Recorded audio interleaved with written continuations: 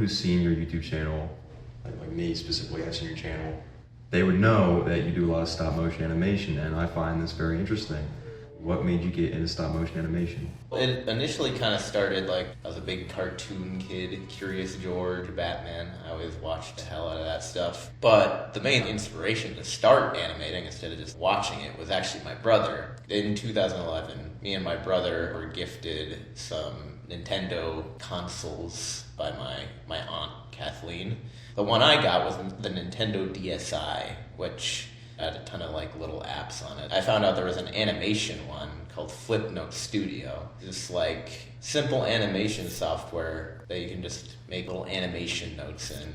But initially I did nothing with it because the thing you have to know about me is as a kid I was very lazy. I liked watching movies, I liked watching Godzilla, and I liked watching my brother play video games, and that was about it.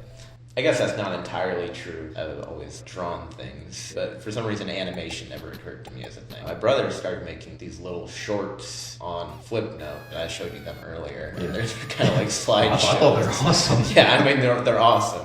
But it's like, they're just like simple little things. And I guess that got me started down the track because I realized it didn't have to be like anything like brilliant. And so I just sort of realized I could do that. So I started on that, and it's just little stick figure animations, but stuff that I'm proud of. Because I think the thing that spurred me on to do it was around the same time I went to art school, and there was a filmmaking class there. Then I kind of started doing both around the same time, so they just kind of went hand in hand. I started making animation and I started making films.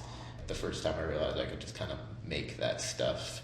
As for stop motion, the way I got into that was, like I mentioned earlier, Godzilla. I'm huge into Godzilla, even more into it as a kid. I just would go on YouTube and just search up random Godzilla stuff, and somehow I got on the track of Godzilla stop motions, where people would use Godzilla action figures to make fights between monsters. So when I did start doing stop motion, that was the first thing I had in mind. I was like, well, I have to make Godzilla stop motion. I want to know what animation you're most proud of. My senior project, where I made this fight animation between these two Lego guys that I made. And I made the set and everything. I did all the lighting myself and everything. So that took like 5 months to make. I had to make everything myself. But it was definitely worth it. That's like my main notable stop motion that I've done. Okay, I was curious. Could you like give us a quick walkthrough of your process for animation? It's a very inviting software because, you know, for stop motion, it's kind of a bit of a pain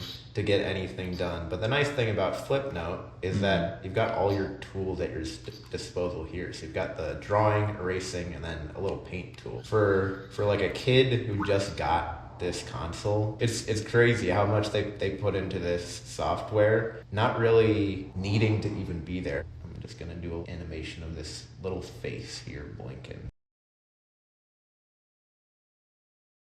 Alright, well, you get the general idea, so now I can just show you.